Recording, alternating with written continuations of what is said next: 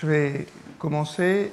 Je vous rappelle qu'après le cours, il y a un séminaire à 16h15 qui sera donné aujourd'hui par Mathieu Piel, qui est un biologiste à l'Institut Curie.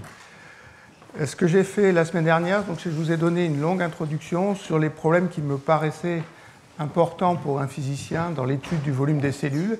Et puis à la fin, j'ai commencé à discuter ce que j'ai appelé la physico-chimie de la cellule, et je vous ai parlé de potentiel chimique et de pression osmotique.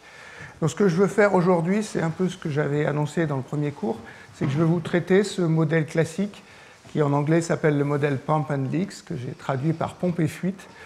Et je vais essayer de vous amener pas à pas à comment est-ce qu'on peut discuter ce modèle, à la fois pour le volume de la cellule et puis à la fin du cours pour le volume du noyau.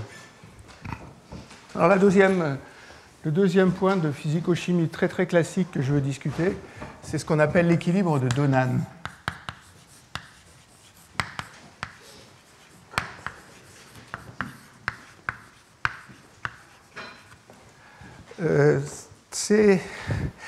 J'avais jamais fait ça, j'ai été regarder l'article original de Donan. Il date de Nature en 1941.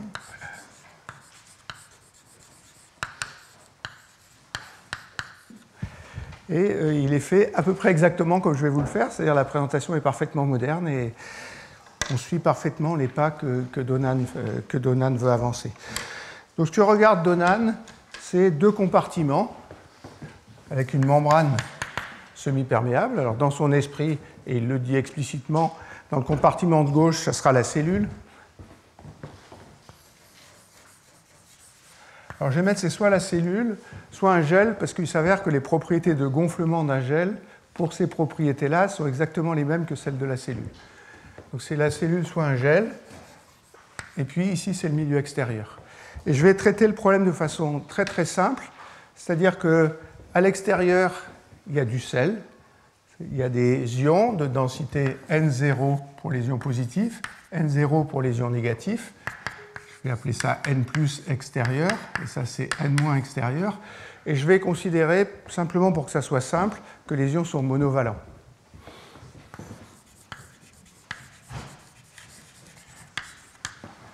À l'intérieur, je retrouve les mêmes ions, ils peuvent passer comme l'eau à travers de la membrane. Il y a une quantité N plus et N moins de ces ions, mais à l'intérieur, il y aura aussi ce que je vais appeler des molécules imperméantes, c'est-à-dire des grosses molécules qui ne peuvent pas s'équilibrer à travers la membrane. Donc je vais appeler C, puis au moins pendant un certain temps, je vais mettre un indice moins, simplement parce que, en général, dans la cellule, ces molécules sont chargées négativement. Et celles-là, elles restent bloquées de ce côté-là, et elles ont une charge que je vais appeler Z.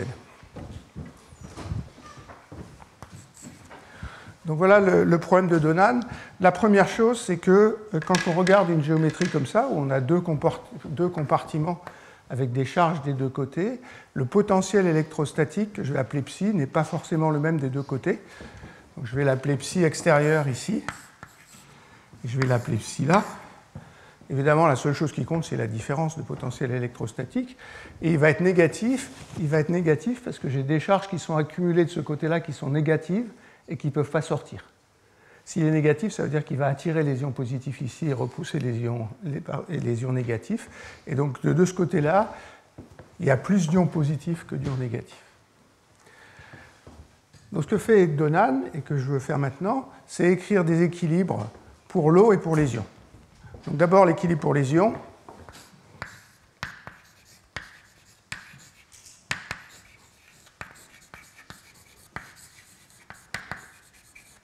Donc si j'ai attendu, je reviens dans 10 minutes sur qu'est-ce qui se passe si je n'ai pas attendu, mais si j'ai attendu, le système est à l'équilibre thermodynamique, hein, tout est passif là-dedans, et le potentiel chimique des ions est le même des deux côtés. Si je prends une membrane plane, il n'y a pas de différence de pression. Donc c'est le potentiel chimique, c'est ce que je vous ai écrit la semaine dernière, c'est-à-dire que Kt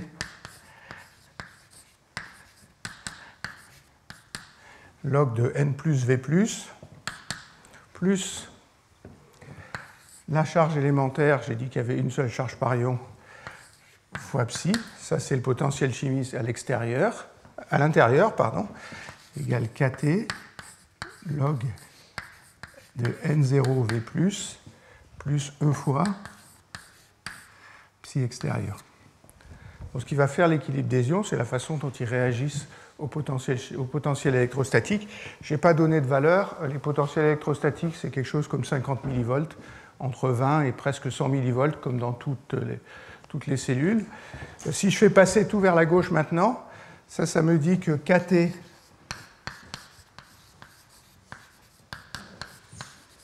log de n plus sur S0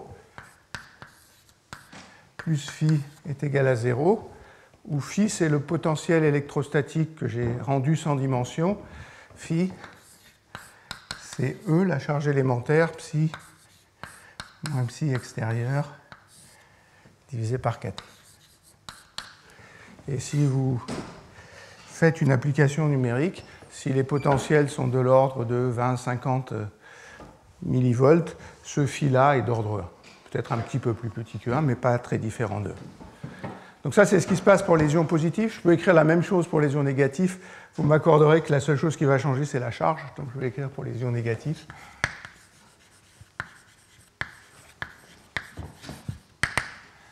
Donc j'ai log, alors j'ai plus de kT si j'ai tout divisé par kT. Je vais avoir log de n- sur n0. Maintenant j'ai moins phi parce que les ions négatifs ont une charge négative qui est égale à 0. Donc ça c'est l'équilibre osmotique de potentiel chimique pour les ions. Il y a une deuxième chose qui est importante pour cet équilibre de Donan, c'est que je me place de ce côté-là ou que je me place de ce côté-là, la solution est neutre. La solution est neutre, ça veut dire que la somme de toutes les charges est égale à 0. C'est vrai globalement, mais c'est aussi vrai localement. Et j'insiste sur ce point. Localement, si je regarde à des tailles qui sont plus petits que ce que j'avais appelé l'année dernière la longueur d'écran électrostatique, c'est 1 nanomètre dans une cellule, la solution est neutre. Ça veut dire qu'à l'intérieur, j'ai C moins Z. Ça, c'est les charges négatives qui sont portées par ça. Plus N- égale N+. Et vous voyez que N+, c'est N- plus quelque chose, donc c'est bien positif, comme je vous l'avais dit. Maintenant, ce qu'on peut faire, c'est ajouter ces deux équations-là. Alors j'ajoute ça, parce que comme ça, j'élimine le potentiel électrique, et je trouve que N plus N- égale N0 carré. C'est une relation que je connais depuis longtemps. La première fois que je l'ai vue, de façon un peu paradoxale pour moi, c'est pour les gens qui étudiaient les trous et les électrons dans les semi-conducteurs, où l'équation qui relie la densité de trous à la densité d'électrons est exactement celle-là. Après, c'est un peu différent parce que c'est des objets quantiques quand même, mais ces deux équations d'électroneutralité et d'équilibre de potentiel chimique sont les mêmes. Maintenant, j'ai deux équations ici pour N plus et N-. Je vais vous épargner la solution. Si vous reportez N- en fonction de N+, ça donne une équation du deuxième degré. On peut résoudre l'équation du deuxième degré. Et on trouve que N+, donc densité d'ions positifs, ou N-, densité d'ions négatifs, c'est plus ou moins C- plus racine de C moins Z au carré plus 4 N0 carré sur 2. Donc N+ est grand et N- est petit. Maintenant, il me reste encore une chose à écrire, c'est l'équilibre de l'eau. Donc je dis que le potentiel chimique de l'eau a des constantes près, c'est la pression osmotique. Donc au lieu d'écrire le potentiel chimique de l'eau, j'écris la pression osmotique. Donc j'écris l'équilibre de pression osmotique.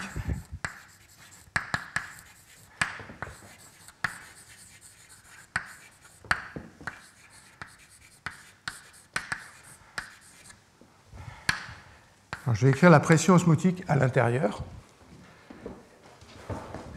Pour ce que je vous ai dit la semaine dernière, ça c'est très simple. J'utilise la loi des gaz parfaits pour tous les composants. Donc j'ai kT, je vais diviser par kT. Puis il y a C- plus N+, plus N-. Ce terme-là va s'annuler, celui-là va s'ajouter, donc plus racine carrée de C- Z au carré plus 4N0 carré. Normalement, il faudrait que j'équilibre ça avec la pression osmotique à l'extérieur, donc la pression extérieure.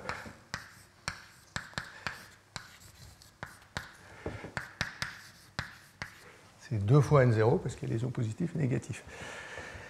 Il suffit de réfléchir une minute pour s'apercevoir que ici j'ai 4n0 carré, si je prends la racine, ça fait 2n0, ça c'est positif, ça c'est positif. Donc quoi que je fasse, ce terme-là est plus grand que la pression osmotique à l'extérieur. Ça veut dire que le solvant va passer autant qu'il peut, l'eau va passer autant qu'il peut, mais je n'arriverai jamais à écrire un équilibre. Le seul équilibre que je pourrais écrire, c'est C- égale 0. Ça veut dire que j'ai oublié quelque chose. Alors les choses que j'ai oubliées sont un peu différentes pour un gel. Si vous avez un gel ici, alors vous avez par exemple, l'exemple que j'aime bien donner, c'est les gels qu'on a dans la cuisine. Si on les met dans l'eau, ils gonflent. Et donc le gel va gonfler, et puis quand vous gonflez, c'est un milieu élastique, donc ça tire sur les polymères qui sont à l'intérieur, il y a un module élastique. Et si vous rajoutez la contribution à la pression osmotique de cette élasticité, ça c'est une pression osmotique négative. Si je rajoute une pression osmotique négative, je pourrais équilibrer avec la pression osmotique extérieure. Ça veut dire qu'un gel peut atteindre un équilibre, mais pour ça, il faut que je prenne en compte la pression osmotique élastique.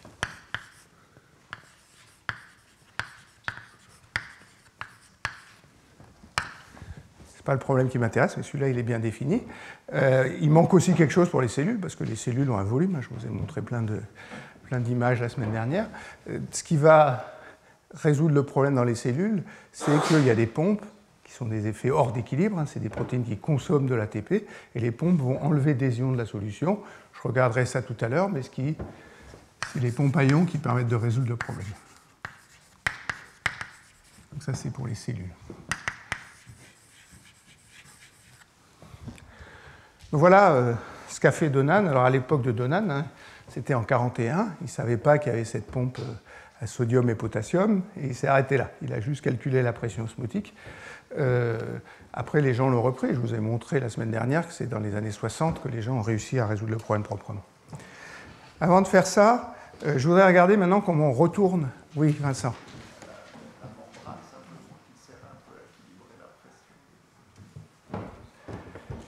Là, c'est plat ici. Après, je pourrais mettre en théorie peut-être, mais en pratique, le terme de la membrane est complètement négligeable. C'est à ça que je vais arriver dans 2 minutes.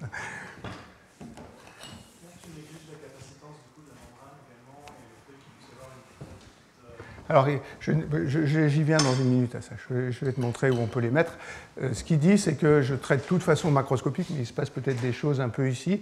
Alors, il y a une décroissance des densités, par exemple, celle-là, elle ne compte pas beaucoup. Mais après, si on le traite très très proprement, effectivement, il y a des termes qui pourraient aider. Je ne vais pas les mettre parce qu'ils sont aussi complètement négligeables, mais je peux vous montrer d'où ils viennent après. Donc, ce que je veux regarder maintenant, c'est comment on relaxe vers un équilibre osmotique. Alors, je vais appeler ça équilibre osmotique.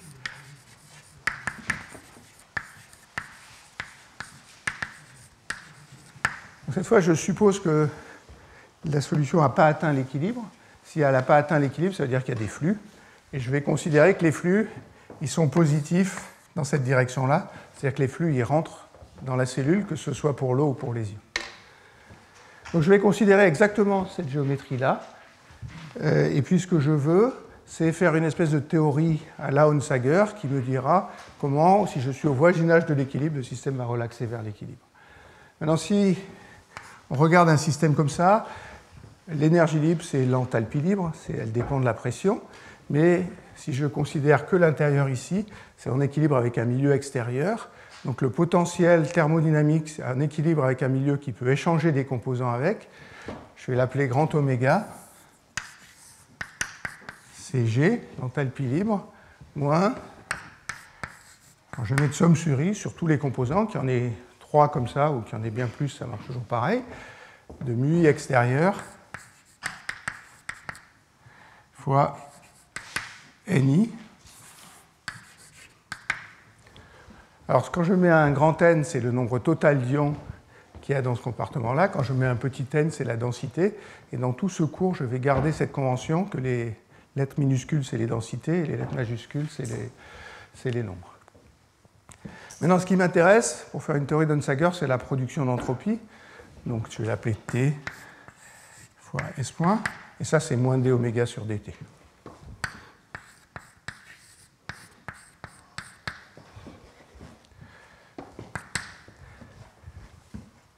Parce que l'enthalpie libre, c'est somme, dg, c'est somme de mu i dni. Le potentiel extérieur, il est constant, donc ça fait mu i moins mu i extérieur dni. Donc il y a un moins.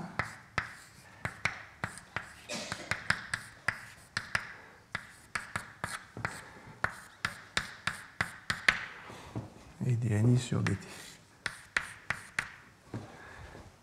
Donc voilà la production d'entropie qui est due à l'échange d'ions entre l'intérieur et l'extérieur. Dni sur dt, si j'ai un flux I d'ions ou de composants I, je vais définir le flux.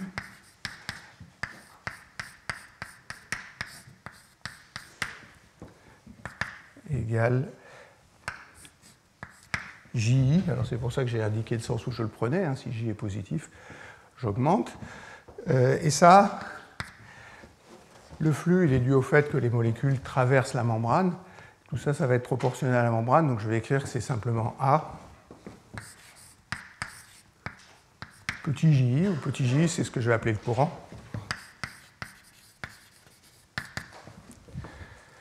Puis après, je peux reporter là-dedans. Donc ça fait moins A. Somme sur I.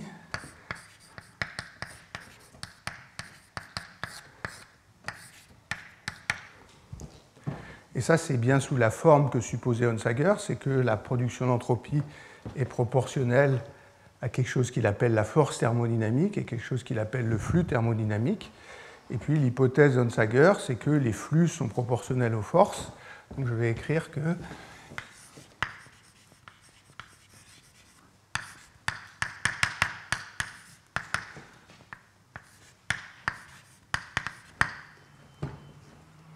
il y a un moins ici, hein, il faut que je le garde.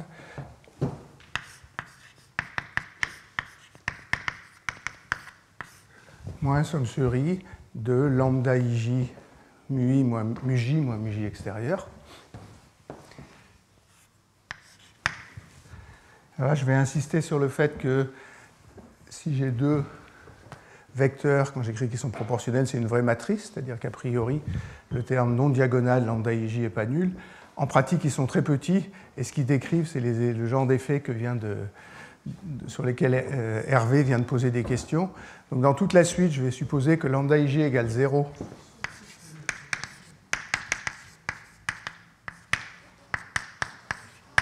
Si I est différent de J. Et puis je vais vous renvoyer à un cours qu'on a organisé l'année dernière au Collège de France, qui est le cours d'Élie Déric-Bocquet.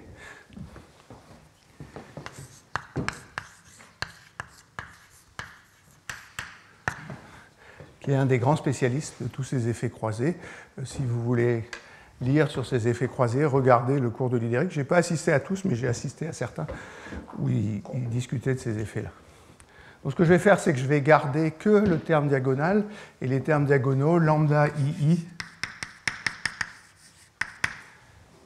Je vais l'appeler GI.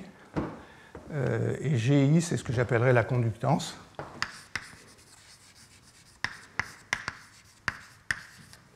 Alors elle est électrique si je regarde la conduction des charges, elle est hydraulique si je regarde le transport de l'eau. Alors maintenant je vais reprendre cette relation pour mes composants en particulier. Oui, Jacques.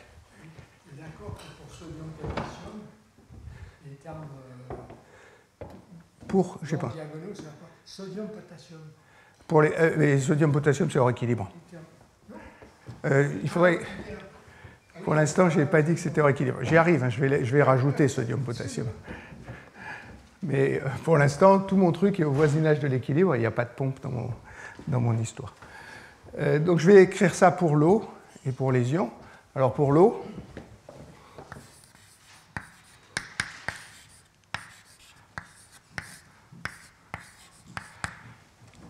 l'eau c'est le solvant, donc je compte le nombre de molécules d'eau qui est à l'intérieur de mon compartiment ici.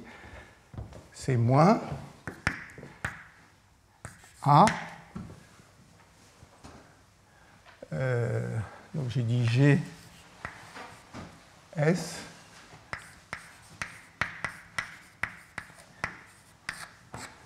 Mu S moins mu S extérieur. Alors mu S moins mu S extérieur, c'est exactement comme ça que j'ai défini la pression osmotique la semaine dernière. J'ai écrit que mu S,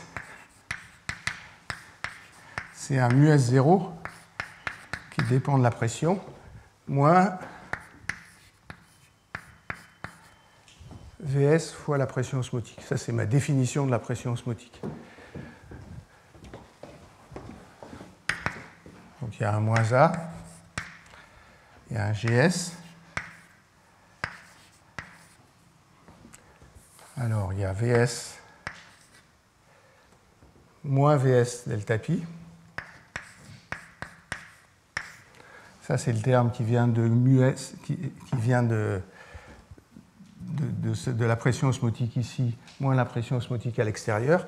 Il y a un deuxième terme, c'est que je peux imposer ce que voulait que Vincent je fasse tout à l'heure, c'est que la pression dans le milieu extérieur n'est pas la même que la pression dans le milieu extérieur. Ce que je vous ai dit la semaine dernière, c'est que la dérivée du potentiel chimique par rapport à la pression, c'est justement le volume.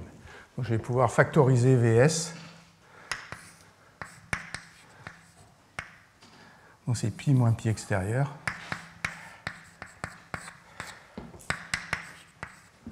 Plus Vs. Attends, j'écris pas là où il faut. Oui, bon.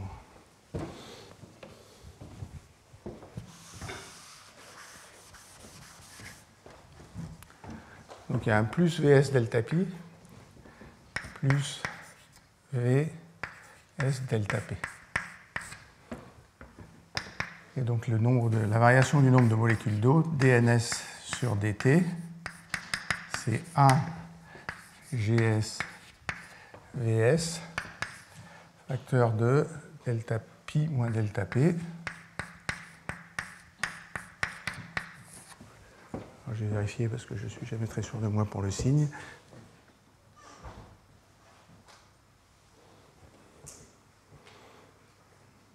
Ouais.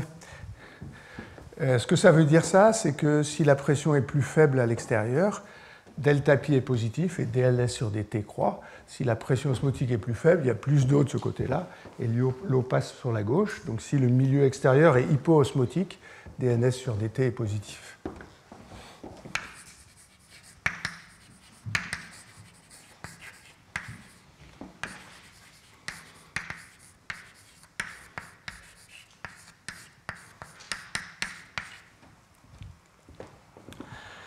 Une fois que j'ai regardé l'eau, je peux regarder ce qui se passe pour les ions.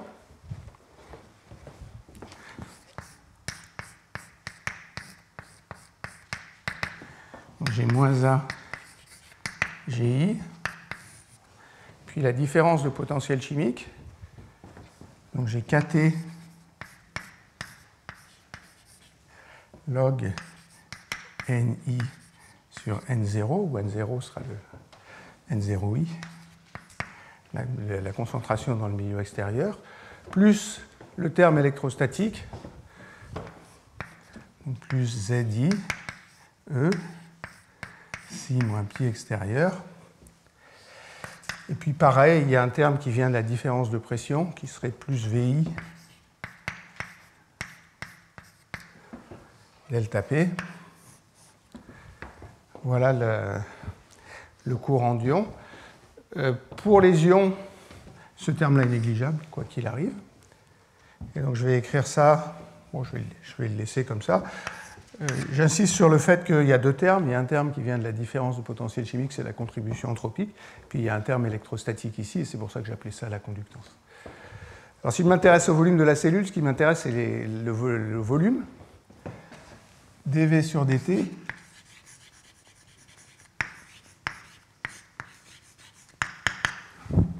Alors, dV sur dt, dV, je vous ai dit que c'était somme de VI dNi la semaine dernière. Donc ça, c'est somme sur I.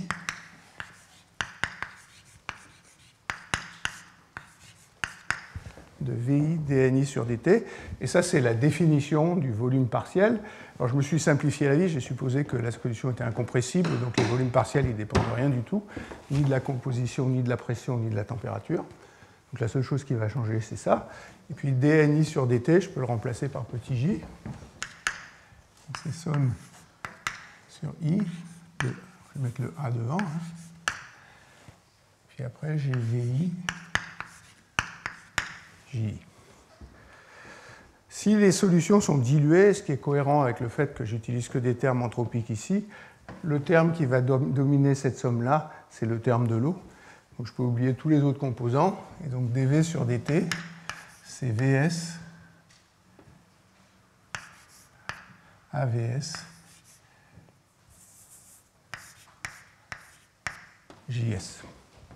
Et puis il y a des petites corrections pour tous les ions qui seraient proportionnelles à la concentration des ions que j'ai supposée petite. Ça c'est GS Vs carré A delta pi moins delta p.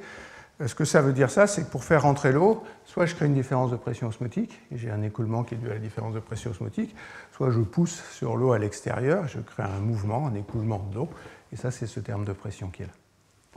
Donc voilà la variation du volume et la variation du nombre d'ions de chaque côté. Et si j'attends, le système va s'équilibrer. Il va s'équilibrer, par exemple, à l'endroit où delta pi est égal à delta p. Donc voilà les choses. Je me suis limité à des choses très simples. Ce que je veux, c'est juste vous donner les choses qui sont utiles pour étudier le volume de la cellule et surtout vous les donner avec des ordres de grandeur qui sont utiles pour la cellule. C'est-à-dire que je ne vais pas prendre en compte ici les effets qui sont complètement négligeables. Alors maintenant, ce que je veux faire, c'est être un tout petit peu plus qualitatif. Je vais discuter la composition de la cellule.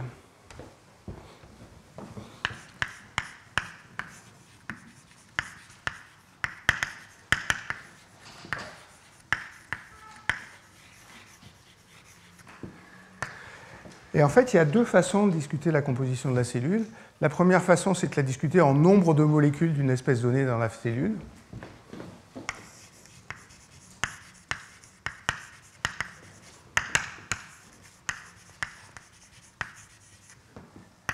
Et l'autre façon, c'est de mesurer la masse des composants dans la cellule. Donc ça, c'est ce que j'appellerais la composition en masse.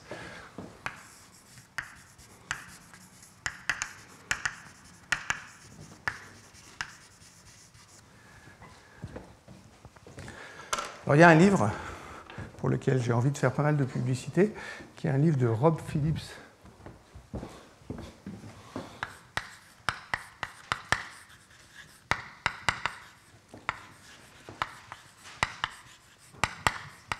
Et Ron Milo. Il y a un livre, mais il y a aussi un site web où il y a énormément d'informations. Ce livre s'appelle Biology by the Numbers.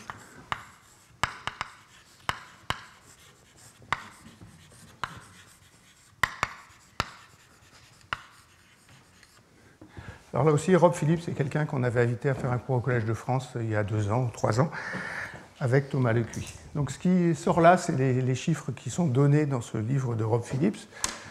Et puis il y a les deux compositions que j'ai annoncées.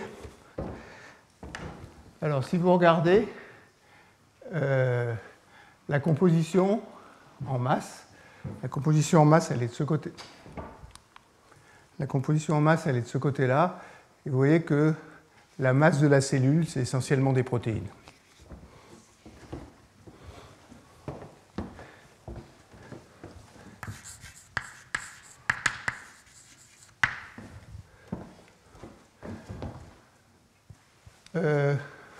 Après, le deuxième composant, c'est des lipides. Ça, c'est ce que je vous ai dit la semaine dernière. L'hypothèse de cette méthode Raman que je vous ai discutée, il considérait que la cellule, c'était de l'eau, des lipides et des protéines. Ce n'est pas tout à fait vrai. Il y a des acides aminés, il y a des sucres, et puis il y a des ions. Il n'y a pas énormément d'ions. Vous allez me dire, les protéines sont chargées, mais en fait, il y a assez peu d'acides aminés qui sont chargés. Il y en a 5 sur 20. Et donc, la charge d'une protéine, si je la moyenne sur toutes les protéines, elle varie entre 1 et 3, ou 1 et 5, ou même 0,5 et 5. Donc, le nombre de contre-ions par protéine est petit. Bien que la masse soit très grande, la charge n'est pas très grande. Et donc, les ions contribuent, mais ils contribuent assez peu ici. L'ADN contribue peu, 3%, 4% l'ARN. Les lipides, ils sont sur la membrane. Donc, en gros, à l'intérieur de la cellule, il y a surtout des protéines. Oui ? Est-ce qu'il y a une raison pour laquelle ils ont séparé acides aminés et protéines, par exemple pour des raisons anthropiques? Alors, je vais te dire ça tout de suite parce que c'est exactement le point que je veux mettre en avant.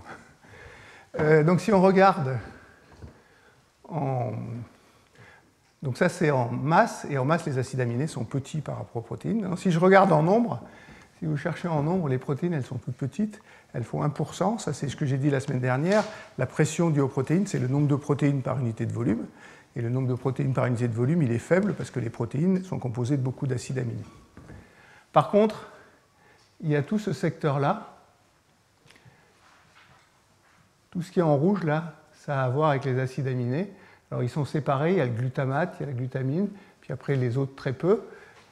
Et puis, il y a les contre-ions qui sont associés, les acides aminés, notamment ceux qui sont libres dans la cellule, sont assez chargés. Donc, ce qui fait le nombre de molécules à l'intérieur de la cellule, c'est les acides aminés plus les contre-ions. Il y a un peu de sucre, il y a les molécules d'ATP, bien sûr, mais elles sont en quantité négligeable. La concentration est assez faible dans une cellule, c'est 10-3 molaires.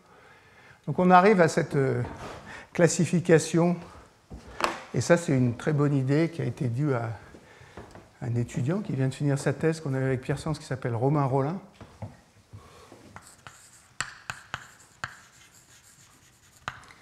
Que si je compte en nombre, ce qu'il y a dans les cellules, c'est surtout les acides aminés et les contre-ions.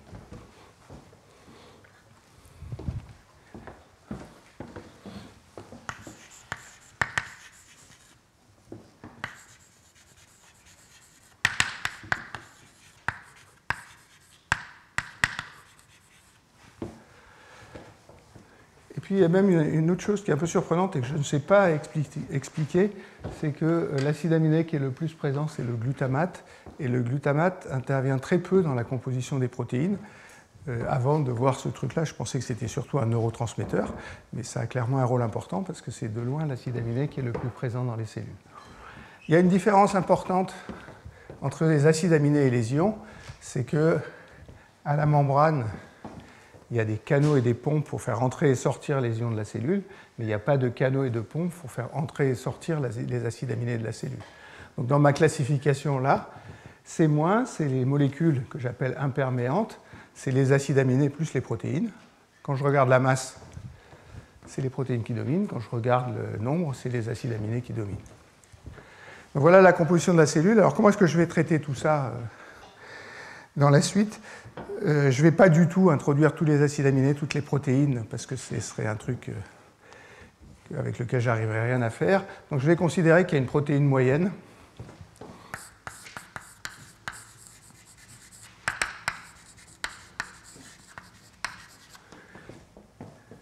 Qu'elle a L acides aminés. Et qu'elle a une charge ZP. Alors, je vais mettre moins ZP pour ne pas traîner des signaux moins que je vais oublier, mais la plupart des protéines sont chargées négativement. J'insiste sur le fait que ce ZP n'est pas grand, contrairement à ce que j'ai cru pendant longtemps. Donc ça, c'est un des composants de la cellule que je vais prendre en compte. Le deuxième composant de la cellule que je vais prendre en compte, quand on regarde le noyau, évidemment, si on veut regarder comment les protéines sont produites, il faut prendre en compte l'ADN.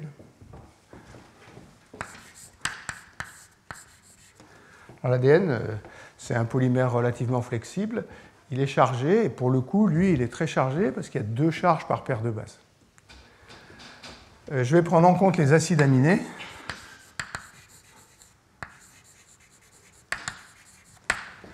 Alors, je vais appeler A le nombre des acides aminés, comme je vais appeler P le nombre de protéines. Les acides aminés, je vais supposer qu'ils ont une charge ZA.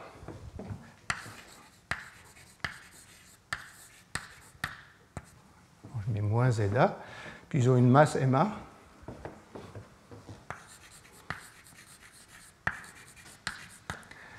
Et la masse d'une protéine, c'est L fois MA, parce que la protéine est faite de L acides aminés, à quelque chose près. Donc ça, c'est les 3 premiers composants. Puis après, il y a des ions. Alors, je vais faire ça de la façon la plus globale possible. Je vais considérer qu'il n'y a que des ions monovalents.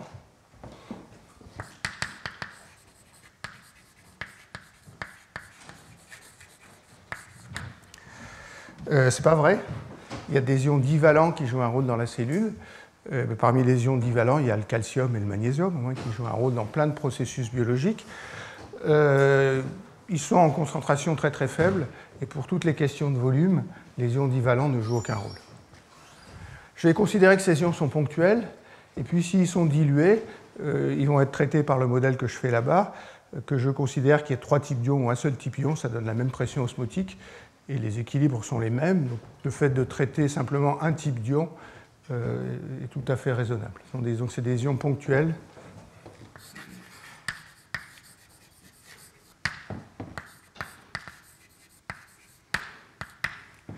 La seule chose qui est intéressante de commenter, c'est que si j'ai des molécules chargées comme les acides aminés et des protéines, comme la nature est neutre, quand elles arrivent là, elles arrivent avec leurs contre-ions. Et donc, dans ces ions-là, il y a les contre-ions qui viennent de la dissociation des protéines et des acides aminés. Et puis, il y a aussi les ions qui viennent de l'extérieur et qui peuvent rentrer et sortir de la cellule. Donc, voilà comment je vais traiter dans la suite la composition de la cellule. Dans le langage que j'ai utilisé dans le premier cours, c'est-à-dire ce qui fait la masse sèche, c'est les protéines.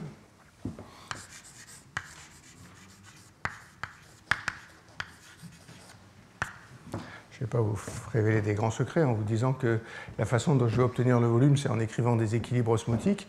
L'équilibre osmotique, c'est la pression osmotique. La pression osmotique, elle compte le nombre de molécules. Et donc, ce qui va dominer le volume de la cellule, c'est les acides aminés ou les métabolites, je pourrais appeler ça.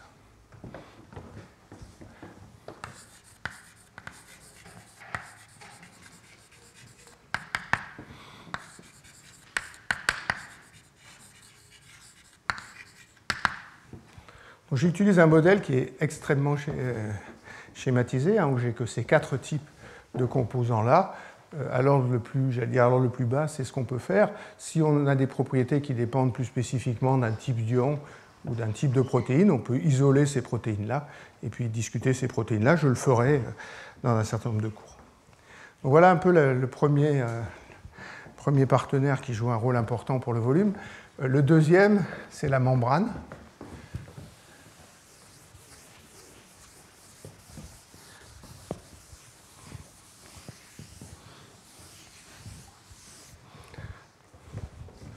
La membrane plasmique.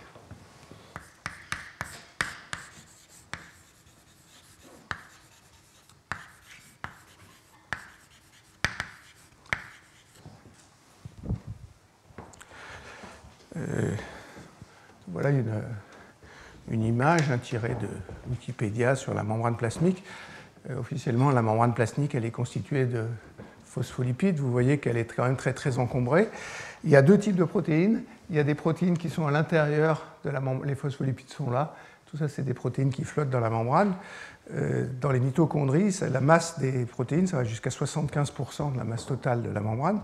Donc il y a bien plus de protéines que ce qu'il y a de phospholipides. Et puis il y a un deuxième type de protéines qui va m'intéresser, c'est ces protéines qui sont en vert ici. C'est ce qu'on appelle la couche corticale d'actine.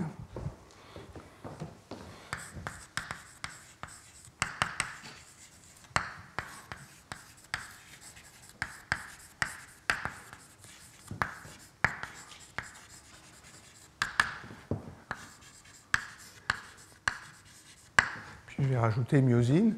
Cette couche corticale, c'est un peu le squelette de la membrane qui est situé juste en dessous de la membrane. C'est une couche qui fait un peu moins d'1 micron et qui est formée de l'actine, qui est un des filaments de la cellule. Et puis, il y a des moteurs moléculaires qui sont accrochés à l'actine. Ce que font les moteurs moléculaires, c'est qu'ils contractent cette couche-là. Donc, ça crée une tension de la couche corticale. C'est ça que font la myosine.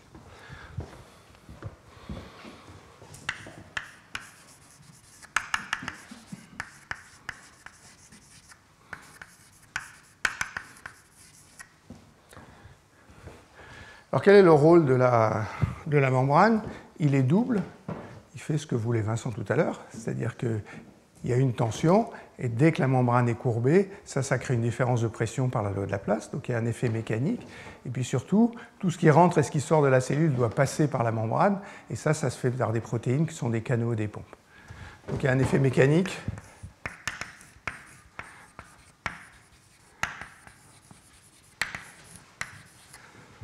Alors, toute la suite, ce que j'appellerais la membrane, c'est la membrane plus la couche d'actine corticale. La tension de la membrane, elle est très faible.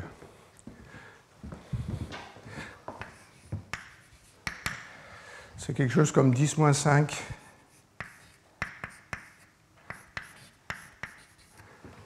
Je ne sais pas les chiffres que vous connaissez. Moi, ce que je connais, c'est la tension superficielle de l'eau avec l'air. C'est 0,1, 0,07. newtons par mètre, donc c'est 54 ordres de grandeur plus petit que plus grand que cette chose-là, donc c'est une tension très faible. Par contre, la tension de la couche corticale, qui est associée au moteur moléculaire, c'est quelque chose comme 10-3. Et quand vous faites une expérience, ce que vous mesurez, c'est la différence de pression entre bien à l'intérieur de la cellule et bien à l'extérieur. Donc vous avez ces deux contributions-là. Et ce qui crée la tension, c'est la couche corticale et pas la membrane plasmique. Donc voilà le premier rôle de la cellule. Alors il y a un film que j'aime beaucoup, je l'ai peut-être même déjà montré, mais ce n'est pas très grave. Il m'a été donné par Eva Palour il y a très très longtemps.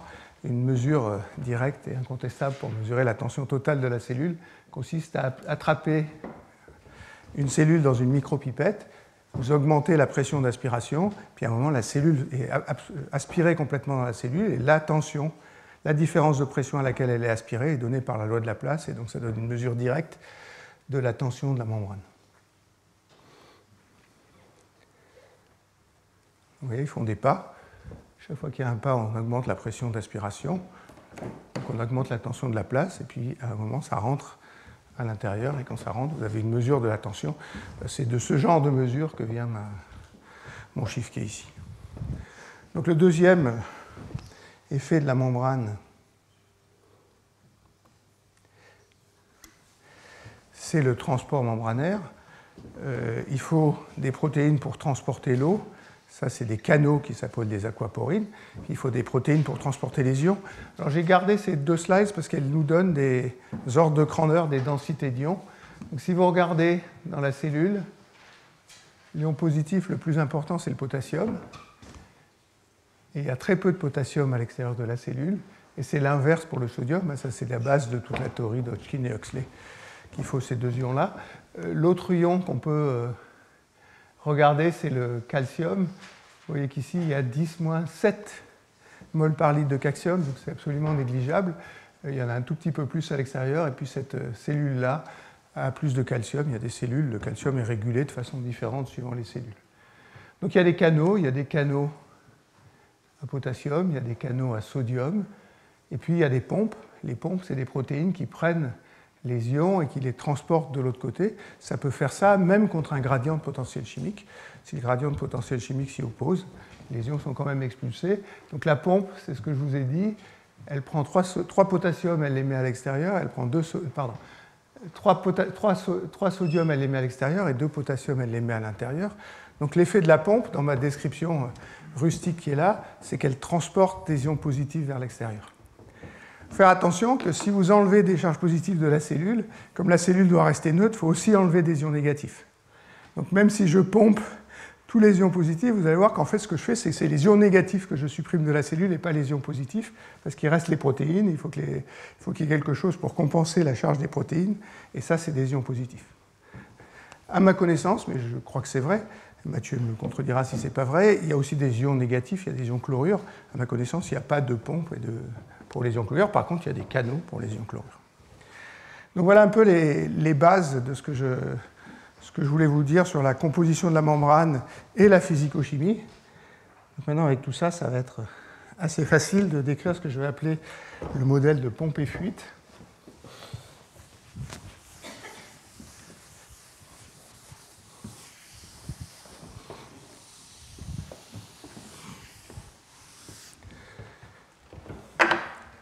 Donc c'est 3, 4.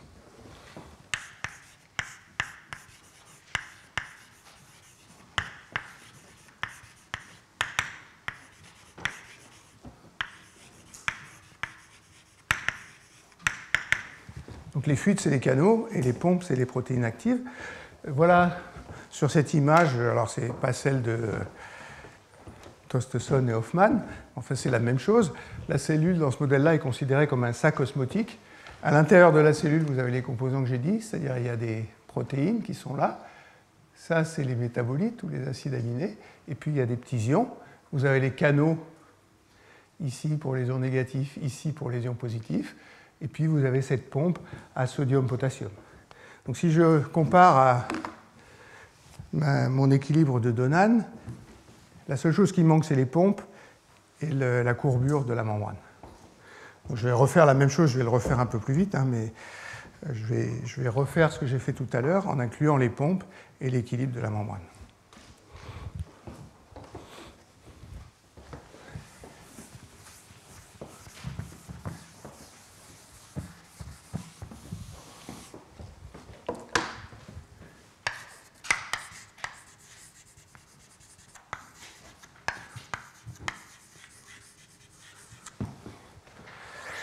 Alors, ce que je veux écrire, c'est les flux d'ions. Et ce que je vais faire, je vous ai dit la semaine dernière, c'est si je regarde à temps court, le volume atteint un équilibre à composition constante de la membrane, puis après la solide réagit. Donc, je vais me passer dans la gamme intermédiaire, où pour les effets osmotiques et les effets mécaniques, la cellule a atteint l'équilibre. Et puis après, à temps plus long, c'est ce qu'on discutera dans 2 cours, c'est ce qu'on discutera au cours prochain, comment est-ce que varie la composition de la cellule à l'intérieur. C'est des processus plus lents. Et donc je suppose qu'après, le volume suit de façon adiabatique ces processus plus lents. Donc je m'intéresse d'abord aux ions.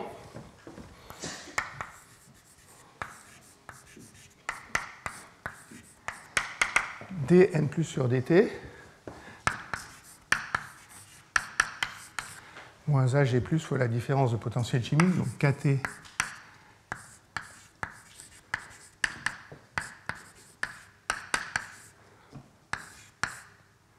je vais mettre psi moins psi E.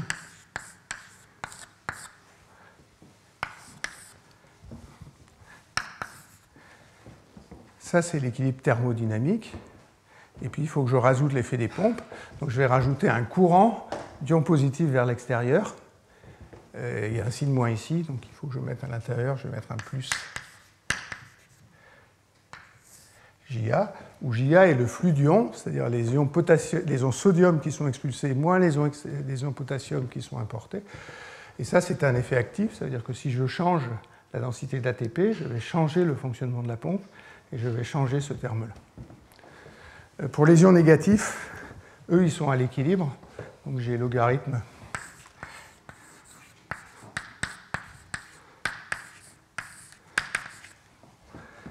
moins phi égale 0.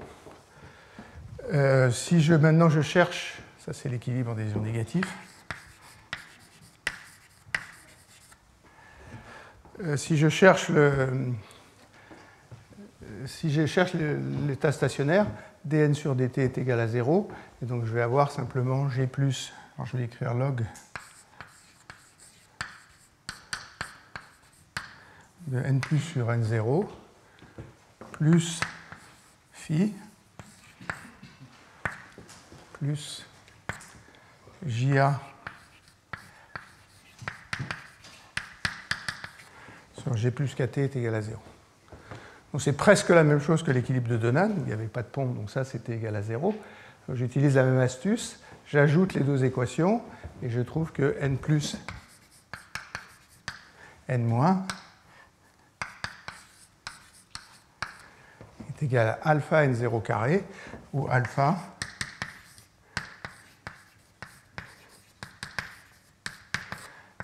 c'est exponentielle moins JA sur G plus KT. Ce paramètre alpha, JA est positif, hein, j'ai déjà mis le signe moins qui mettait les ions positifs à l'extérieur. Donc ça veut dire qu'il varie entre 0 et 1. Alpha égale 1, c'est JA égale 0, ça veut dire qu'il n'y a pas de pompe.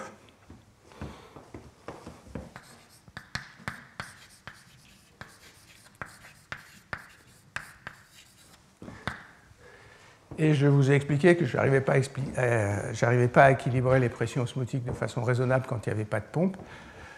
Donc, ce cas-là, ce n'est pas une limite qui sera intéressante. Il y a une autre limite qui est quand les pompes vont à toute vitesse. Donc, si la cellule est très active, ça fait alpha égale 0.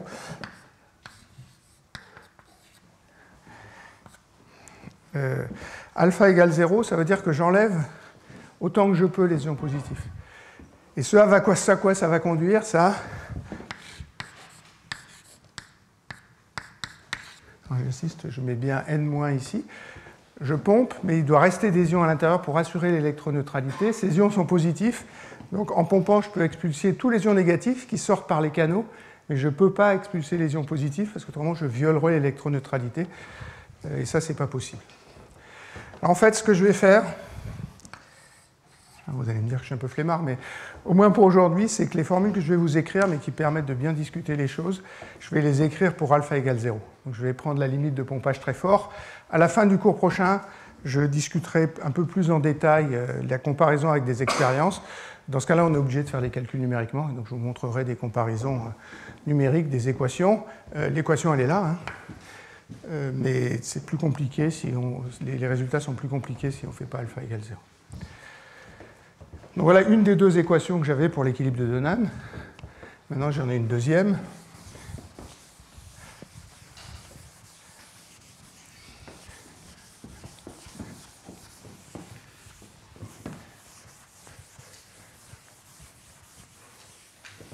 Donc ma deuxième, c'est l'électroneutralité locale.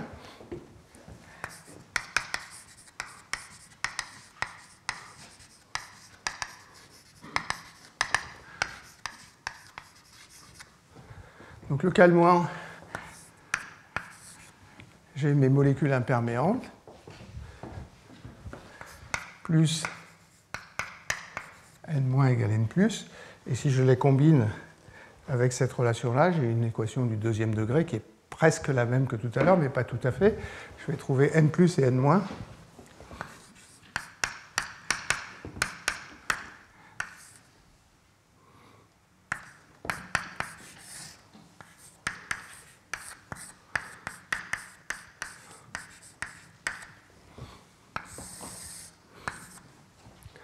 Maintenant, ça marche, parce que alpha est plus petit que 1, donc je ne sais pas si ce nombre-là est plus grand ou plus petit que n0, et je pourrais ajuster ce terme-là de façon à équilibrer la pression extérieure.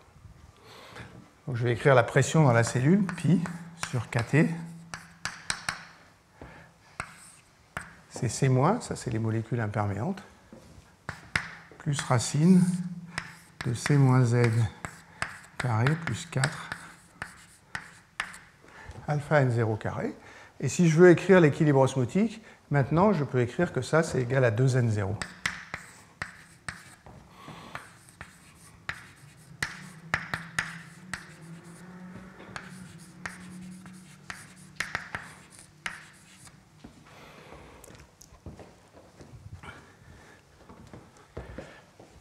Donc j'oublie ce terme-là. Racine de C-z au carré, c'est C-z. Donc ça veut dire que C-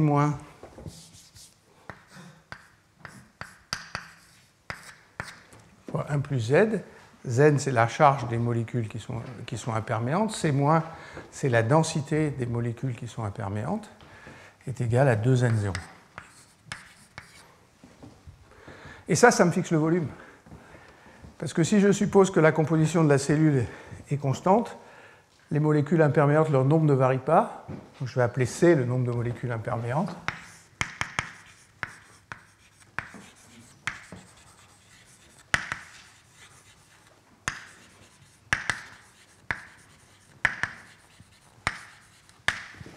C-,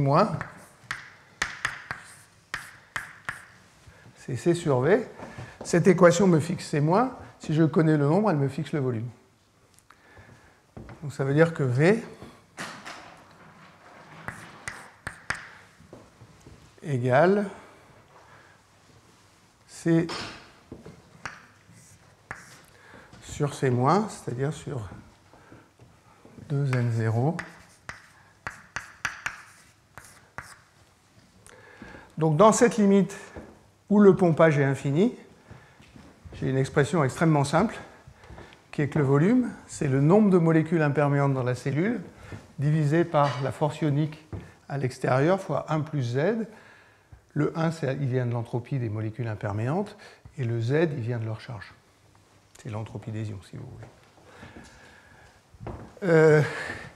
Et puis, si vous croyez ce que je vous ai dit tout à l'heure, les molécules imperméantes, c'est les protéines plus les acides aminés. C'est les acides aminés qui dominent.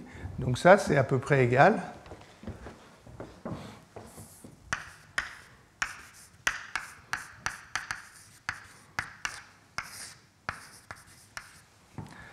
à facteur de 1 plus ZA sur 2n0.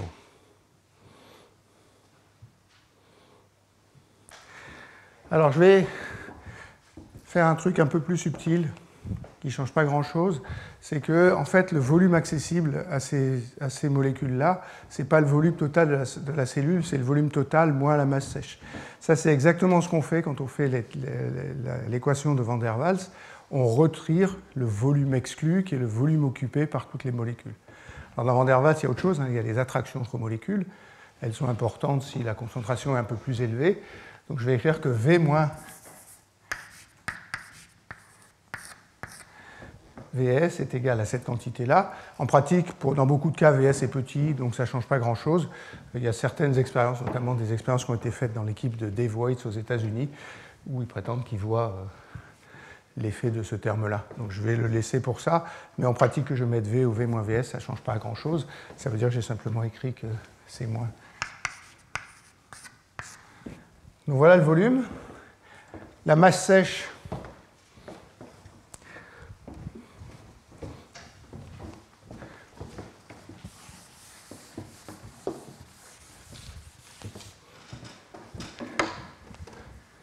ça c'est le volume.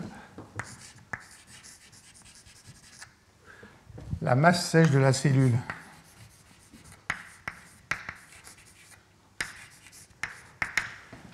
Alors j'ai dit c'est les protéines, donc c'est le nombre de protéines fois la masse de la protéine. S'il y a L acide aminé, c'est L fois la masse d'un acide aminé.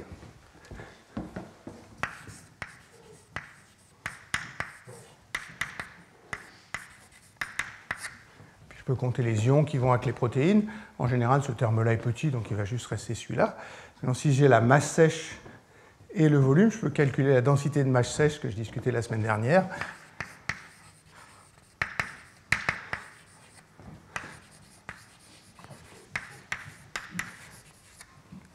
Alors, je vais la définir comme ρS.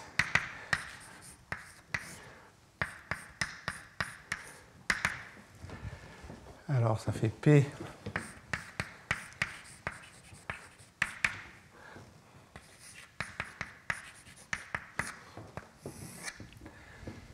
divisé par ça, donc 2N0 ici, sur A.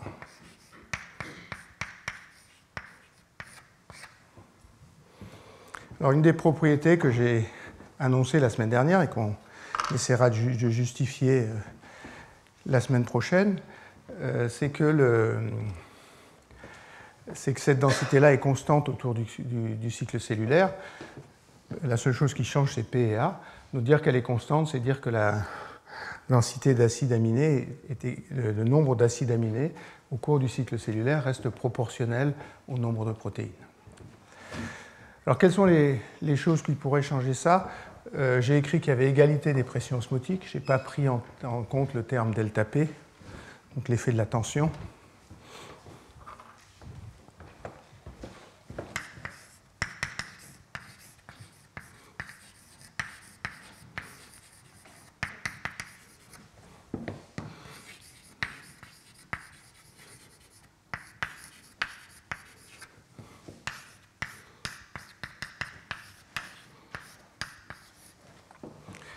Il faudrait que j'écrive que delta P est égal à delta pi et non pas delta pi égale 0. En fait, ce terme gamma sur R, si vous mettez des ordres de grandeur, il est 100 voire 1000 fois plus petit que la pression à l'intérieur de la cellule. Donc ce terme, pour la membrane plasmique, est toujours négligeable.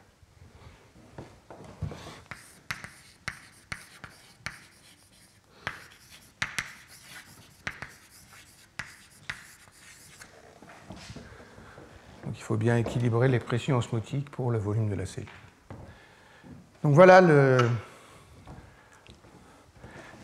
la façon dont on détermine le volume de la cellule. J'insiste bien que j'ai fait des approximations un peu sauvages, simplement pour des artifices de calcul sur le tableau, mais qu'en gardant tous les termes, on a des résultats qui sont bien plus comparables aux résultats expérimentaux, et que c'est ça que je comparais. Alors je ne vais pas le faire tout de suite, je le ferai à la fin du cours suivant, parce que dans le cours suivant, je m'intéresserai à ce que deviennent A et P lors du cycle cellulaire, et donc on aura des prédictions pour le volume en fonction du temps au cours du cycle cellulaire, qu'est-ce que je comparerai aux expériences. Donc voilà le volume de la cellule. Alors je vous ai annoncé même tout au début que les gens qui s'intéressent au volume de la cellule, depuis Hertwig dans les années 1903, s'intéressent au volume du noyau et qu'il y a cette propriété que le rapport carioplasmique, qui est le volume du noyau divisé par le volume de la cellule, reste à peu près constant. Donc c'est ça que je vais décider. Donc ce que je veux faire aujourd'hui, c'est faire la même chose que ce que j'ai fait là pour le noyau, et puis de la même façon, on fera des comparaisons la semaine prochaine.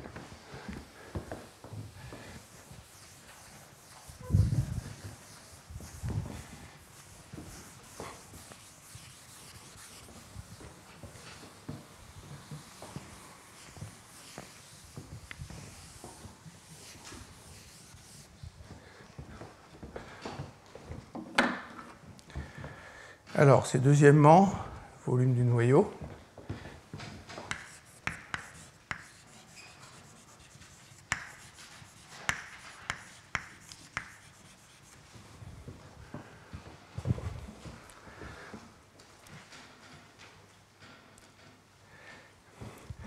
Donc voilà Donc l'idée, c'est de refaire la même chose pour le noyau que ce que j'ai fait pour la cellule, c'est-à-dire d'écrire les équilibres osmotiques entre le noyau et le cytoplasme, et entre le cytoplasme et l'extérieur. Donc l'équilibre osmotique entre le cœur de la cellule et le milieu extérieur, j'ai déjà écrit, donc ça ne va rien changer. Par contre, ce que je veux faire maintenant, c'est écrire l'équilibre osmotique entre le noyau et la cellule.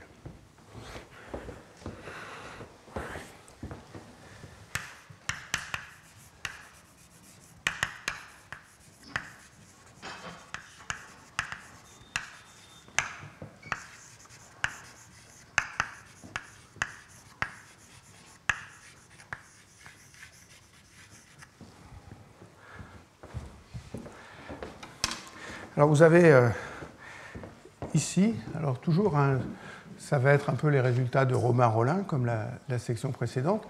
Donc voilà l'image qu'on en a. Vous avez la cellule avec la membrane qui est ici. Ce qui se passe pour la cellule, c'est exactement ce que je viens de décrire, c'est-à-dire un équilibre osmotique qui passe par les canaux et les pompes sur la membrane plasmique. Et puis à l'intérieur, vous avez la membrane du noyau ici. Il y a une différence de potentiel électrostatique qui est appelée UC ici, entre l'extérieur et l'intérieur. Et comme il y a des charges négatives ici, le potentiel électrostatique est plus bas à l'intérieur de la cellule qu'à l'extérieur. Puis il y a encore des protéines négatives à l'intérieur du noyau. Et il y a l'ADN qui est aussi chargé négativement à l'intérieur du noyau. Donc le potentiel électrostatique du noyau sera encore plus bas que le potentiel électrostatique de la cellule. À l'intérieur du noyau, il y a le génome, il y a l'ADN. De façon un peu surprenante, en tout cas pour moi, il y a des protéines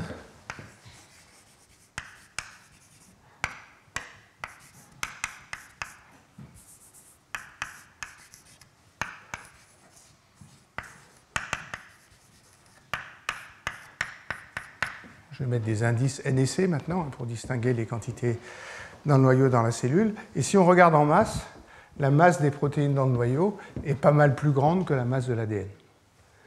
Donc ça veut dire que si je fais un bilan de masse, le noyau, ce n'est pas que de l'ADN, c'est de l'ADN plus des protéines, plus ce qui va avec, parce qu'il y a des contre-ions ici et il y a des contre-ions ici.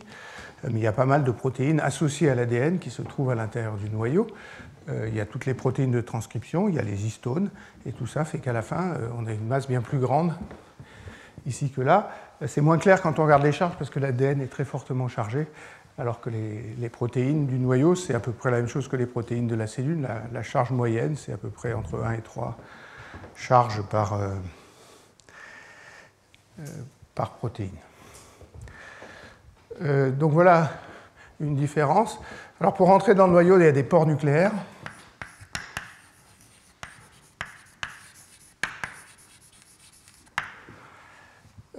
Les pores nucléaires, ils sont beaucoup plus gros que les canaux qu'il y a à la surface de la membrane.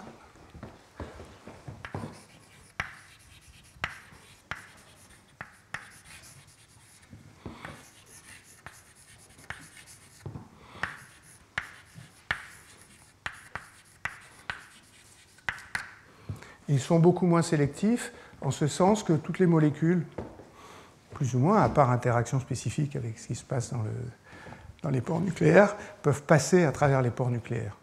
Et le critère, c'est qu'il y a une masse de coupure, c'est-à-dire les grosses molécules ne passent pas, et c'est ça que j'appellerais des protéines, et les petites molécules passent. Alors le chiffre que je connais, je ne sais plus très bien d'où, c'est que si la masse est inférieure à 40 000, les objets passent à travers les pores nucléaires, et si la masse est plus grande que 40 000, ils restent là où ils sont.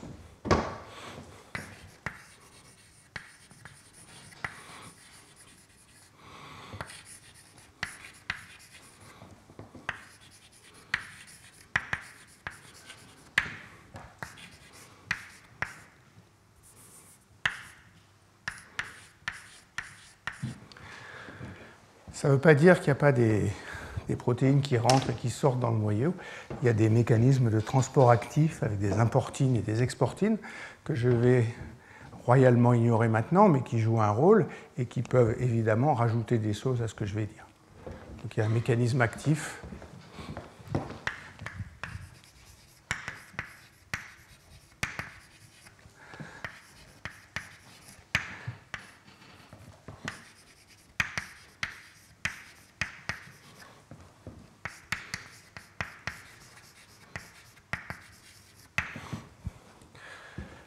Donc voilà une deuxième différence.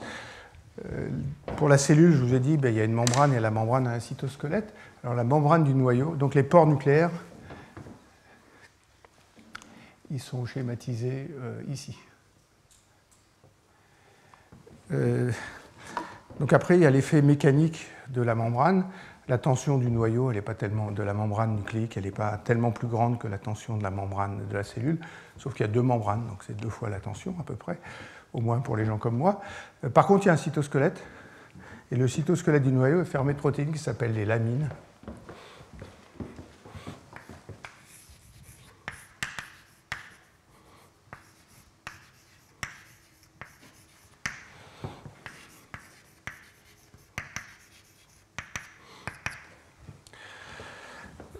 Donc ces protéines sont passives à ma connaissance, ça veut dire qu'il n'y a pas de moteur moléculaire qui contracte les lamines, mais elles forment un réseau élastique.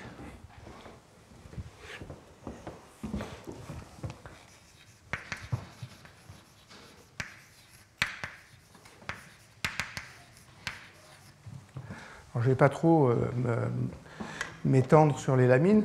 La seule chose que je vais dire, c'est que c'est pas... Évidemment, c'est comme un ballon que vous donnez à vos gamins, quand vous soufflez dedans, vous le gonflez, et puis il y a une tension qui est due au fait qu'il y a une élasticité de la membrane, et le gel de lamine a une élasticité, et ça augmente la tension de la couche de lamine, et cette tension de couche de lamine, contrairement à la tension de la couche d'actine, elle n'est pas toujours négligeable. Donc ça veut dire qu'il y a une contribution, cette fois, des termes en delta P dont je parlais tout à l'heure, qui n'est pas tout à fait négligeable pour le noyau, alors qu'il est franchement négligeable pour la cellule. Donc ça contribue à la tension de la place, à la pression de la place.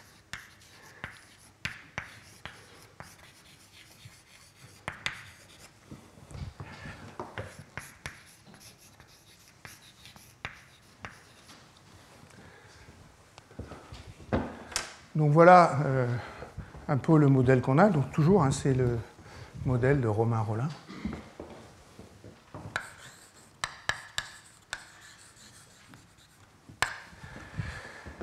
Et la façon dont on appelle ça, c'est un modèle de pompe et fuite imbriqué.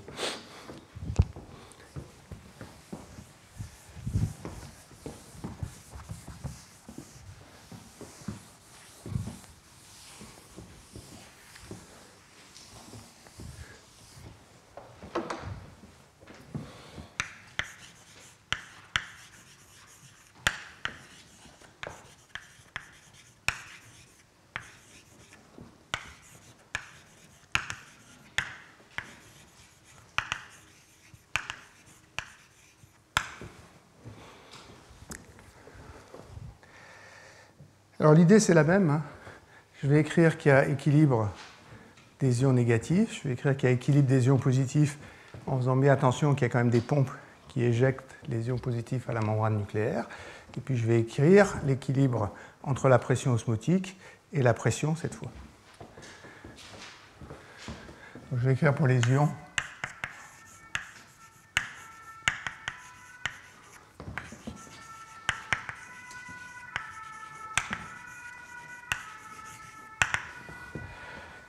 Alors, l'équilibre des ions négatifs, j'équilibre les potentiels chimiques entre le noyau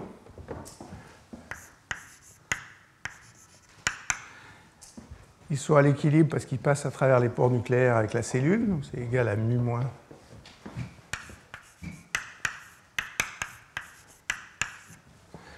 extérieur, donc le potentiel chimique des ions dans le noyau est égal au potentiel chimique extérieur des ions. Ça me dit que log n- sur n0 moins phi n égale 0, ou phi n, psi noyau, moins psi extérieur sur E. Il faut que je fasse un tout petit peu plus attention pour les ions positifs, parce que j'ai ce flux d'ions positifs à la membrane plasmique. Donc cette fois, je vais écrire qu'on a atteint l'équilibre. L'équilibre, ça ne veut pas dire que c'est un équilibre thermodynamique, c'est un équilibre de flux. Et donc il n'y a plus de flux du noyau vers la cellule, et plus de flux de la cellule vers le milieu extérieur. Donc pas de flux du noyau vers la cellule.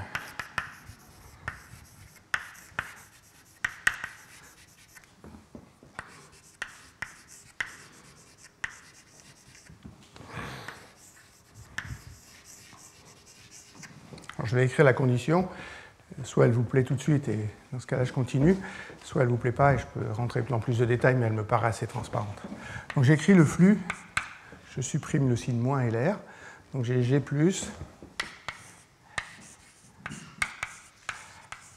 Ici, il faut que je mette la différence de potentiel chimique entre le noyau et la cellule. Donc c'est la densité d'ions positifs dans le noyau divisé par la densité d'ions positifs dans la cellule. Plus le changement de potentiel électrostatique, donc plus phi NC. Ça, c'est psi noyau moins psi cellule sur 4T fois E. Donc ça, c'est ce qui se passe à la membrane nucléaire. Puis il faut que j'écrive ce que j'avais écrit à la membrane de la cellule. Donc G+. Plus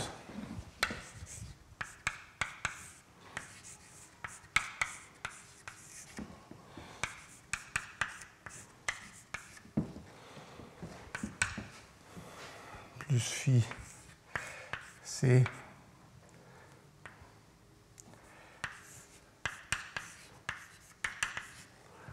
égale 0. Ça, c'est le terme qui est dû au potentiel chimique. Ça, c'est le terme qui est dû au potentiel électrostatique. Et ça, c'est le terme qui est dû au terme actif.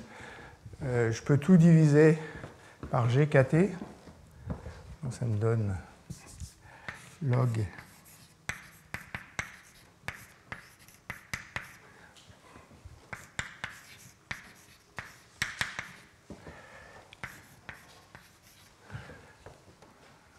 alors, si je mets G, il aurait fallu que je mette KT en facteur.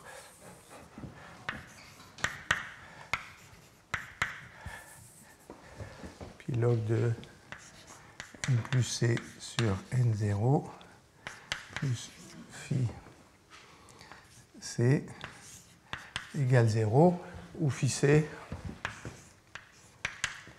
c'est phi cellule moins psi cellule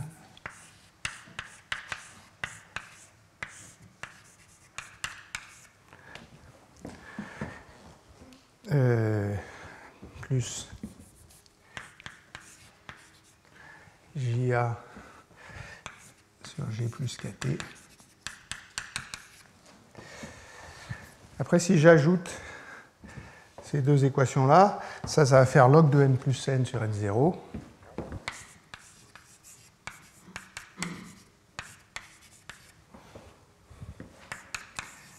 Plus phi n, le terme avec le potentiel électrostatique de la cellule s'en va, plus JA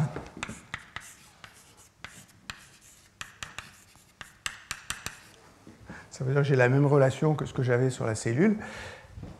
Ce terme-là, il ne vient pas du fait qu'il y a des pompes à la surface nucléaire, il vient du fait qu'il y a des pompes à la membrane plasmique, mais que les deux flux, de le noyau vers la cellule et de la cellule vers l'extérieur, s'annulent. Donc j'ai les mêmes équations exactement, oui. Pourquoi il y a une différence dans les équations entre le potentiel à l'intérieur du noyau et à l'intérieur de la cellule? Pourquoi? Parce qu'il y a des protéines, la densité, il y a des protéines supplémentaires, et le nombre de protéines à l'intérieur du noyau n'est pas forcément le même que le nombre de protéines à l'intérieur de la cellule. Donc la densité de protéines dépend du noyau et de la cellule. C'est du même ordre de grandeur. Ou des acides aminés. Alors je reviens aux acides aminés un peu après. En tout cas, si j'ajoute ça et ça, maintenant, j'ai la même équation que tout à l'heure.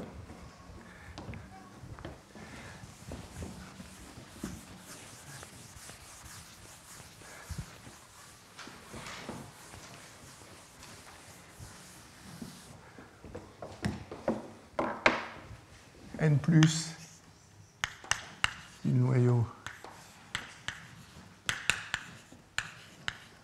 égale alpha n 0 carré. C'est la même équation que celle que j'avais pour la cellule. Par contre, l'équation d'électroneutralité est un peu différente parce que dans l'équation d'électroneutralité, il faut que je compte les charges de l'ADN.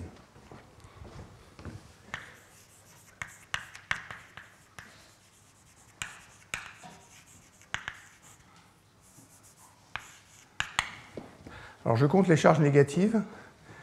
Les charges négatives, il y a C moins Z. Il y a la charge de l'ADN. Et il y a des contre-ions N-. Et les charges positives, c'est N+, donc c'est N- noyau. C moins N. N- noyau. Et ça, c'est égal à N+ dans le noyau. C'est presque la même chose que tout à l'heure. J'ai la charge de l'ADN. Alors la charge de l'ADN, il y a une charge nominale.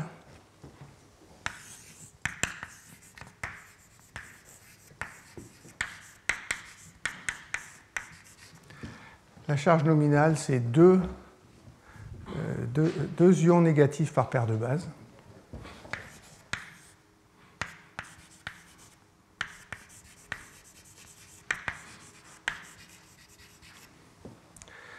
Et puis il y a un mécanisme sur lequel j'ai travaillé il y a très très très longtemps qui s'appelle la condensation de Manning.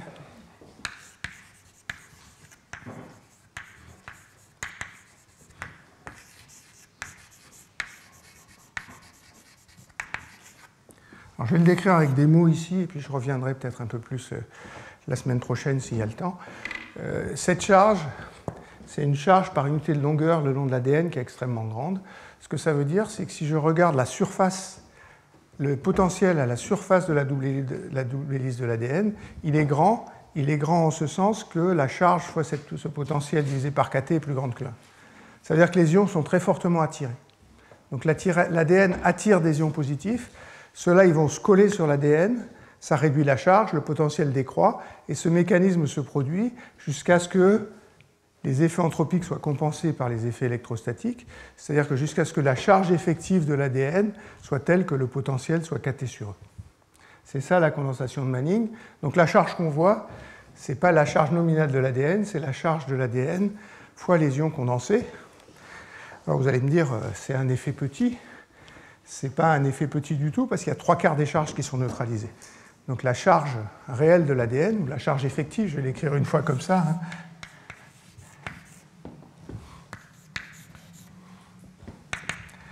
QF, c'est Q sur 4. Donc il y a les 3/4 des charges de l'ADN qui sont neutralisées par un contre-ion qui vient se coller dessus. Il y a des très très belles théories de ça, dont certaines ont été faites donc, par M. Manning.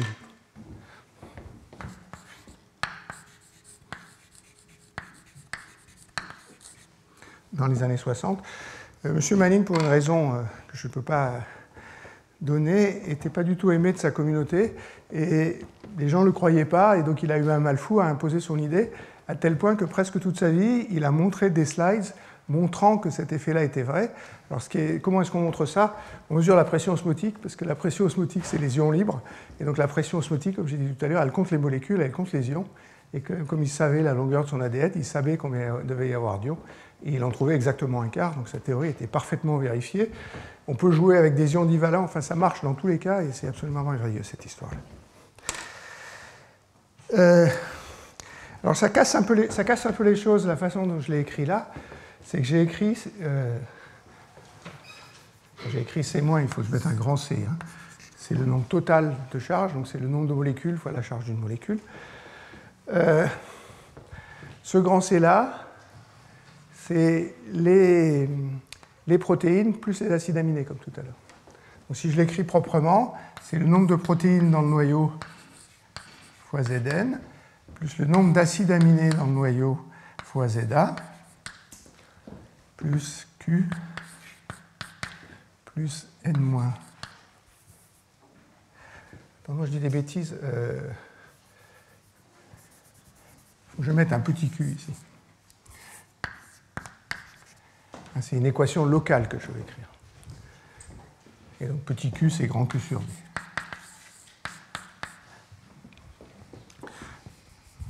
Donc petit Pn fois Zn plus petit An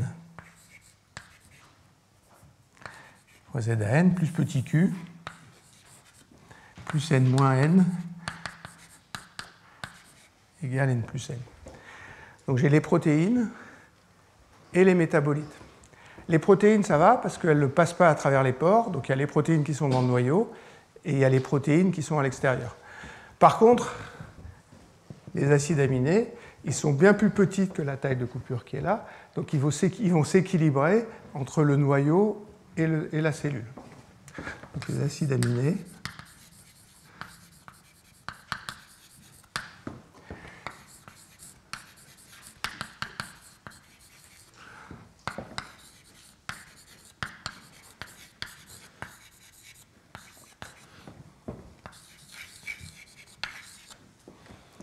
Alors comment ils s'équilibrent? C'est comme les petits ions. C'est les mêmes relations que les petits ions.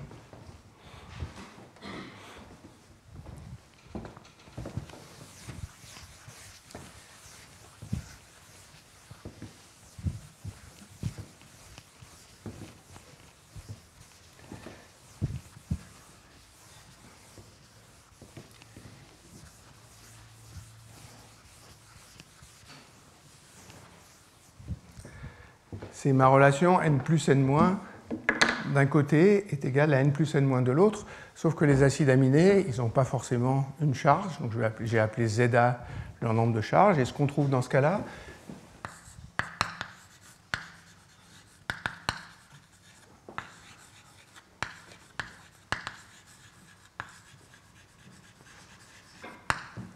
on trouve que les acides aminés dans le noyau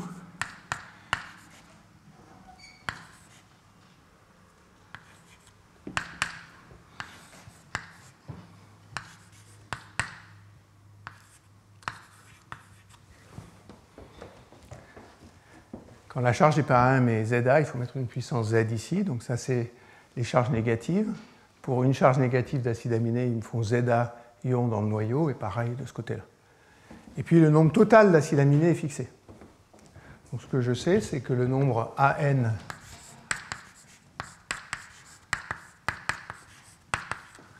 ça c'est le nombre total d'acides aminés qui sont produits dans la cellule ou qui sont importés dans la cellule.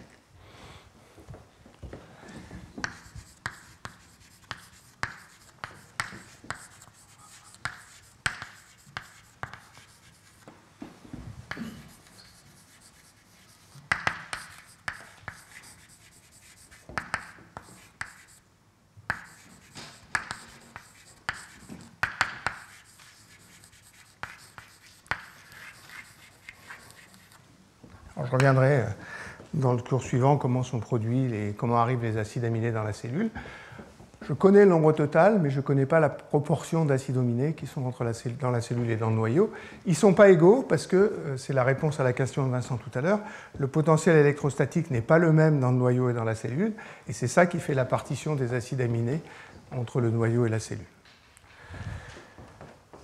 Alors après, je vais un peu tricher, c'est-à-dire je vais vous écrire des résultats pour le volume du noyau et le volume de la cellule sans résoudre pour cette quantité-là. Ça veut dire que je vais écrire que le volume du noyau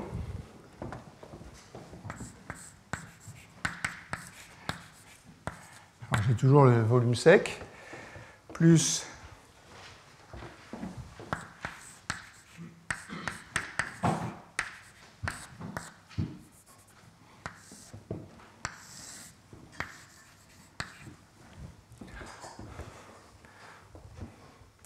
plus 2 sigma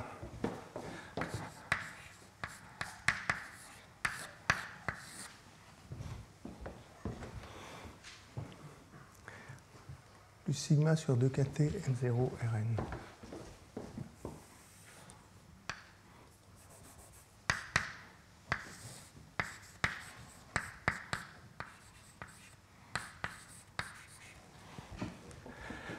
Alors, ça c'est ce que j'avais tout à l'heure pour la cellule, hein. C'est normal parce que je fais exactement le même calcul que tout à l'heure. J'ai gardé la contribution mécanique, donc sigma c'est la tension de la membrane nucléaire.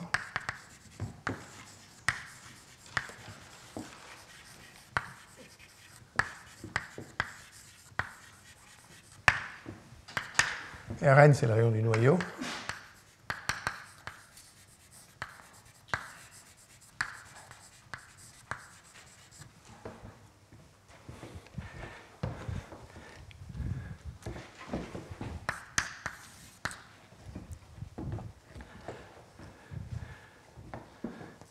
Là, j'ai le nombre total de molécules imperméantes. Là, j'ai l'air contre ion. Et là, j'ai l'ADN. Pour la cellule, j'avais que ce terme-là, parce que j'ai dit que l'effet de tension de Laplace était négligeable. Les lamines ont une tension qui n'est pas tout à fait négligeable.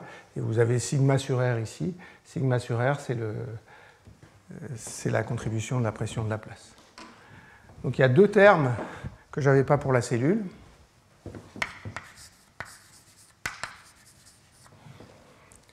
Il y a la pression de Laplace.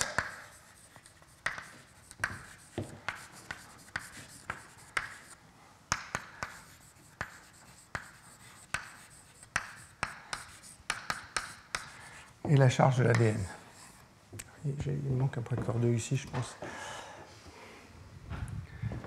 Il manque un facteur 2 ici. Alors pourquoi ces termes sont un peu embêtants?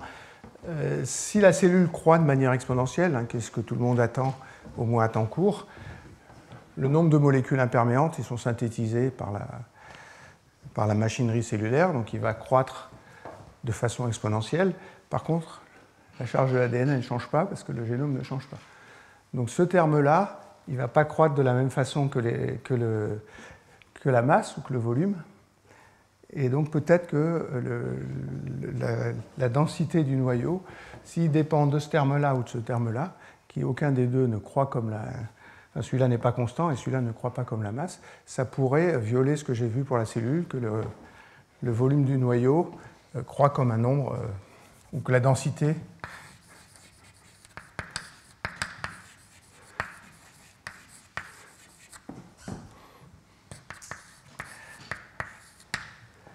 Je ne peux pas aller plus loin, parce qu'il faudrait que je sois plus précis. Il faudrait que je calcule la contribution des acides aminés ici, puis il faudrait que je prenne en compte ces deux termes-là. Donc, je vais m'arrêter là pour cette chose-là. Je vais vous montrer des résultats expérimentaux, qui vont un petit peu plus loin que ce que j'ai raconté, mais qui m'ont bien plu. C'est des résultats qui sont dus à quelqu'un que j'ai rencontré il n'y a pas très longtemps, qui s'appelle Simon Reber, et qui est à Dresde. Qui regardait si la densité du noyau était bien définie et surtout qui voulait comparer la densité du noyau à celle de la cellule. Alors ce que j'ai compris de ce qu'elle m'a expliqué, c'est qu'il y avait des grands débats pour savoir si le noyau était plus dense que la cellule ou si la cellule est plus dense que le noyau. Alors si vous regardez cette courbe-là, ça c'est la densité du noyau divisée par la densité de la cellule. Et pour toutes ces cellules-là, et c'est varié, il y a des cellules animales, il y a des levures, il y a des choses comme ça. Elle trouve que la densité du noyau 1 est bien constante et 2 est 0,8 fois la densité de la cellule.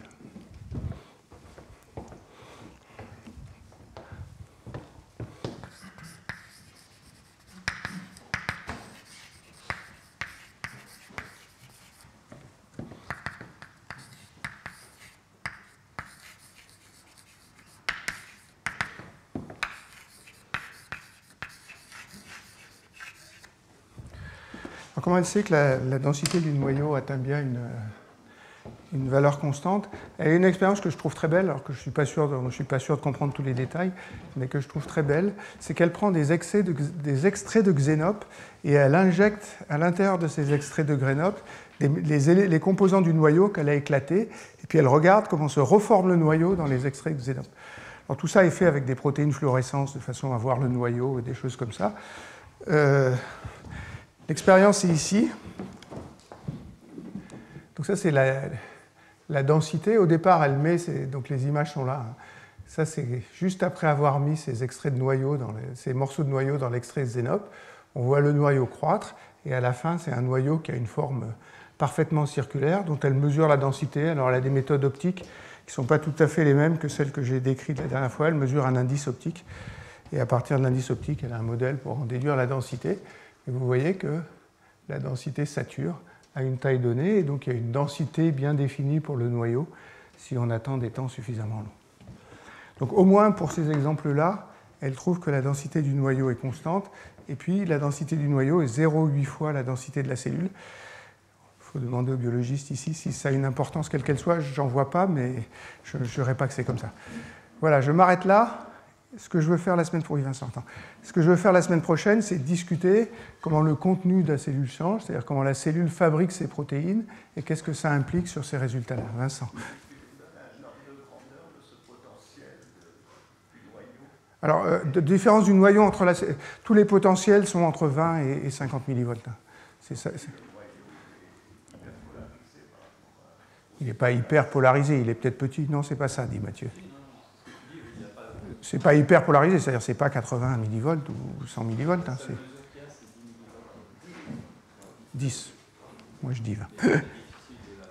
Mais la seule chose dont ça dépend dans cette histoire-là, c'est combien de protéines restent dans le noyau, combien de protéines sont bloquées dans le noyau par rapport aux protéines qui sont bloquées dans la cellule. Et les ordres de grandeur en masse des protéines du noyau de la cellule ne sont pas différents. Alors après, il y aura un facteur 2. Je ne saurais pas dire dans quel sens ça va. Est-ce qu'il y a d'autres questions? Oui. Alors, juste, l'équilibre des acides aminés, c'est une relation que je n'ai jamais vue avec les charges en puissance. Elle vient d'où cette relation? Tu es d'accord avec moi que si la charge c'est Z ici, oui. Donc ça va faire N+, il va y avoir un Z qui va arriver ici, et donc je vais être obligé de multiplier je vais être obligé de multiplier, pour éliminer le potentiel, je vais être obligé de multiplier les contre-ions par un Z. Et après, je vais exponentier tout. Alors, il faudrait le mettre partout. Hein. Et puis, je triche un peu parce que je suppose que tous les acides aminés sont les mêmes. Et puis, je vous ai dit qu'il y a certains acides aminés qui n'étaient pas chargés. Donc, pour moi, le Z, c'est une espèce de charge effective, etc. Mais si je prenais des ions divalents, ça serait franchement 2, la puissance Z. Oui. Justement, par rapport à ça, le fait que certains sont chargés, certains ne le sont pas, c'est pas que ceux qui sont chargés qui vont... Alors, ceux qui ne sont pas chargés, ils vont passer librement. Et ils ne sentent pas le potentiel électrostatique, donc ceux-là, ils sont bien répartis, ils ne contribuent pas à la différence de pression osmotique.